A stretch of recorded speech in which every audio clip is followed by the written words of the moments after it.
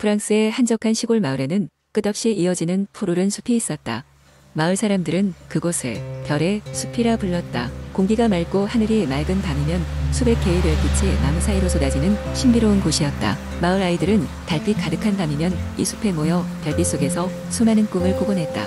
이 숲 근처에는 샤를로트라는 호기심 많고 활발한 소녀가 살았다. 샤를로트는 매일 친구들과 함께 숲을 탐험하는 것을 좋아했지만 어느 날 그녀는 전에 가보지 않은 깊은 숲속으로 홀로 모험을 떠나게 되었다. 숲 깊숙한 곳을 걸으며 새로운 발견에 설렘에 가슴이 뛰었다.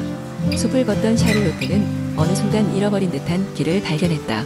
호기심에 이끌려 그 길을 따라가자 그녀는 마법처럼 생긴 크고 오래된 나무 앞에 도착했다. 나무의 거대한 뿌리는 서로 뒤엉켜 있었고 나무는 마치 무언가를 숨기고 있는 듯했다. 샤를로트는 나무에 조금 더 가까이 다가가 보기로 했다. 놀랍게도 나무 주위에는 작은 반짝이는 빛들이 춤을 추고 있었다. 빛은 마치 작은 별들이 땅 위에 떨어져 반짝이는 듯했다. 그때 샤를로트는 나무 뒤에서 자신을 지켜보고 있던 작은 존재를 발견하게 되었다. 고양이만큼 작은 크기에 반투명한 날개를 가진 작은 요정이었다. 요정의 이름은 플로레트였다. 플로레트는 처음에는 샤를로트를 경계했지만 이내 그녀의 진심 어린 눈빛에 마음을 열었다. 플로레트는 그녀에게 이 나무가 마을 사람들에게 오래도록 전해져 내려오는 전설 속의 나무임을 알려주었다. 이 나무는 숲속의 별빛을 모아 마을 사람들에게 꿈과 희망을 나누어주는 특별한 나무라고 했다. 샤를로트와 플로레트는 서로의 이야기를 나누며 급속도로 친해졌다. 플로레트는 샤를로트에게 숲의 다양한 비밀을 알려주었다. 숲은 그저 나무와 꽃들만이 있는 곳이 아니라 각각의 나무와 식물이 저마다의 특별한 이야기를 가지고 있는 곳이었다. 하나의 나무는 사랑하는 두 나무꾼에 대한 이야기를, 다른 나무는 용감한 성기사에 대한 전설을 간직하고 있었다. 시간이 흐르면서 샤를로트는 플로레트와 함께 자주 숲을 방문하였고 그럴 때마다 숲의 새로운 면모를 발견했다. 플로레트는 샤를로트에게 마법의 치유 능력을 지닌 잎사귀를 소개했고 샤를로트는 그것들로 마을 사람들을 도왔다. 마을 사람들은 샤를로트의 이야기에 감동하였고 동시에 그들의 마음속에도 별의 숲에 대한 놀라운 이야기를 품었다. 별의 숲에서 보내는 시간이 많아질수록 샤를로트는 플로레트와의 우정이 자신에게 얼마나 큰 행운인지 깨달았다. 플로레트 역시 샤를로트라는 친구를 통해 숲 밖의 세상을 조금씩 이해하게 되었다. 서로 다른 두 존재는 별빛처럼 빛나는 우정을 나누며 서로의 세계를 넓혀갔다. 결국 샤를로트는 마을의 큰 축제에서 별의 숲에 대한 자신의 모험 이야기와 플로레트를 소개했다. 마을 사람들은 기쁨에 차서 박수를 치며 샤를로트와 플로레트를 환영했다. 이들의 이야기는 마을 전역에 퍼졌고 그로 인해 마을 사람들은 숲과 더욱 가까워지고 애정을 가지게 되었다. 샤를로트와 플로레트의 이야기는 오랜 시간 동안 전설처럼 전해졌고 별의 숲은 그날 이후로도 모두에게 꿈과 희망을 심어주는 특별한 장소로 남았다. 이렇게 두 친구는 자신들이 만난 마법의 숲을 통해 서로에게 있어 소중한 존재가 되었고 우정은 별처럼 빛나 마를 날이 없었다. 두 번째 이야기. 옛날 옛적 프랑스의 어느 작은 마을에 작은 집이 하나 있었습니다. 이 집은 숲 주변에 자리 잡고 있었는데 숲에는 마을 사람들의 전설에 의해 신비롭고 미스터리한 존재들이 산다고 믿어져 왔습니다. 그중 가장 많이 알려진 것은 바로 빛의 정령이었습니다. 빛의 정령은 밤이 되면 숲속을 떠다니며 길을 잃은 이들에게 길을 안내해주는 존재였습니다. 마을에는 한 용감한 청년인 피에르가 살고 있었습니다. 그는 항상 모험을 꿈꾸며 시간 날 때마다 숲을 탐험하곤 했습니다. 어느 날 피에르는 숲속에서 이상한 빛을 발견했습니다. 호기심 많았던 피에르는 빛을 따라가 보기로 결심했습니다. 그가 빛을 따라간 곳은 숲의 깊은 곳이었고 그곳에서 전설처럼 아름다운 빛의 정령을 만나게 되었습니다. 빛의 정령은 피에르에게 다가와 말했습니다. 용감한 여행자여, 내가 이곳에 온 목적은 무엇이냐? 피에르는 조심스럽고 정중하게 대답했습니다. 저는 숲의 비밀을 찾고 있습니다. 그러던 중 당신을 만나게 되었군요. 빛의 정령은 미소를 지으며 피에르에게 숲의 비밀에 대해 이야기했습니다. 숲에는 수많은 비밀들이 숨겨져 있다네. 그중 하나는 이 숲 깊은 곳에 잠들어 있는 고대의 마법서이지. 하지만 많은 위험이 도사리고 있지. 피에르는 감탄하며 물었습니다. 그렇다면 제가 그 마법서를 찾을 수 있도록 도와주실 수 있습니까? 빛의 정령은 고개를 끄덕이며 말했다. 네, 용감함에 감동했네. 내가 내게 길을 안내해주겠다.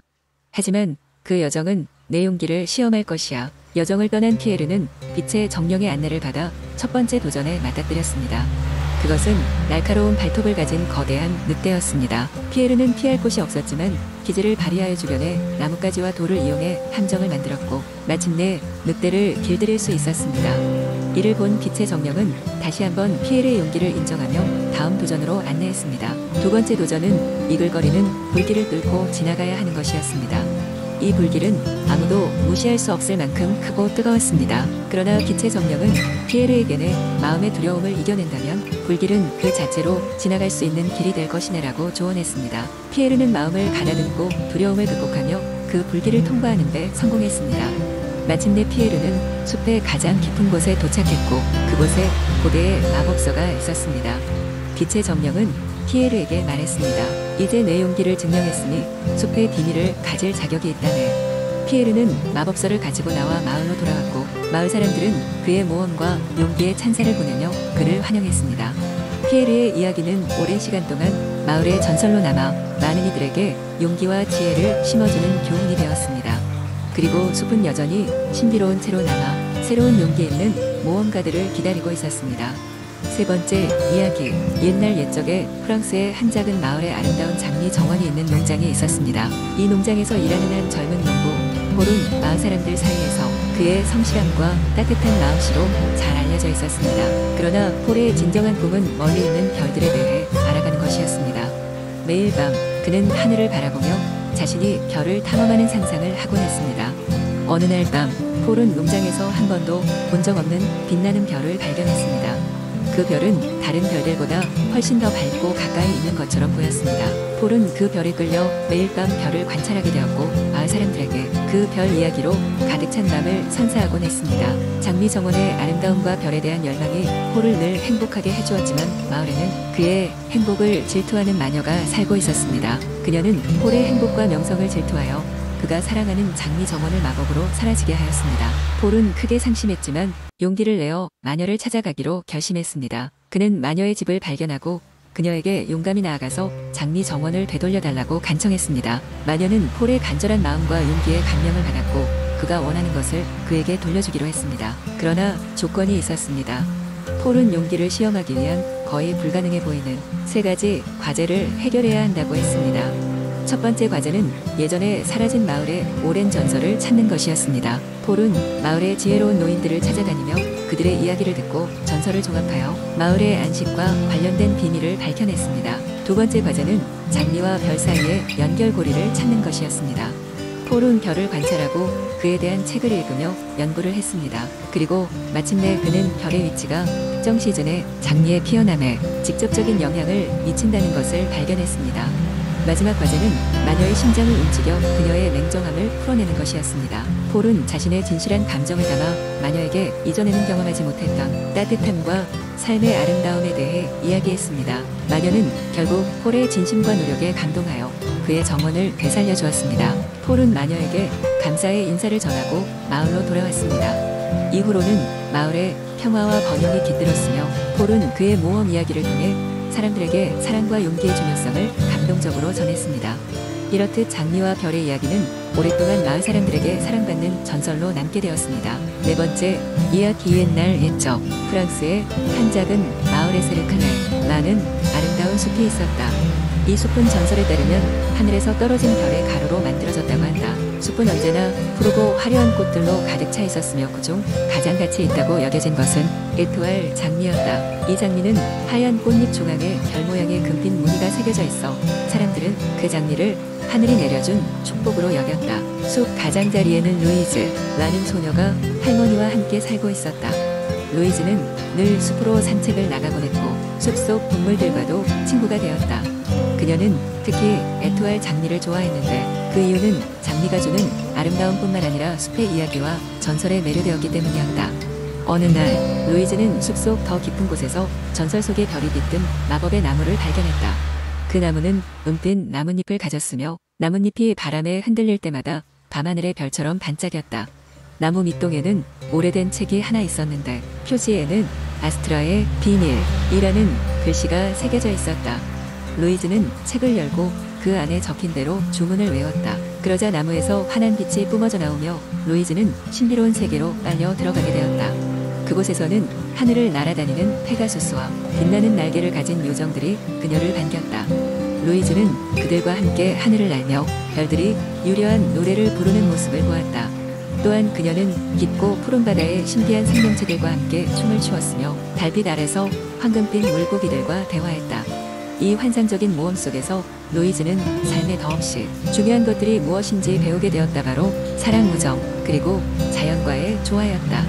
시간이 흘러 루이즈가 현실로 돌아왔을 때 그녀는 그날의 경험이 단순한 꿈이 아니었음을 깨달았다. 그녀는 여전히 아스트라의 비밀책을 손에 들고 있었고 이상하게도 책 속의 스토리들이 한 페이지씩 사라지고 있었다.